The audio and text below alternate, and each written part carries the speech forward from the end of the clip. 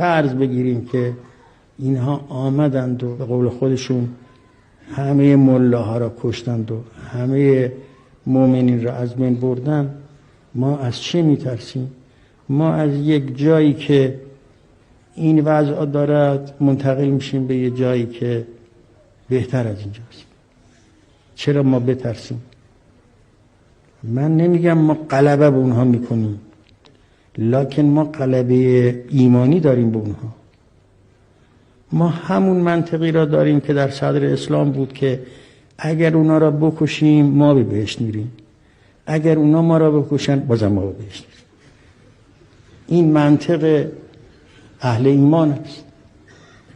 اون که ایمان به خدای تبارک و تعالی دارد، اون که قرآن را بهش ایمان دارد، منطقش این است که ما ضرر نمی کنیم.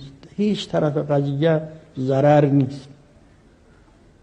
اگر چنانچه کشته بشیم لباسمون رو عوض کردیم، لباس بهتری پوشیدیم، و اگر چنانچه بکشیم یه غیر انسانی را از دنیا بیرون کردیم. بنابراین ما ترسی از چیزی نداریم. ولی معذالک شما مطمئن باشید که نخواهد شد.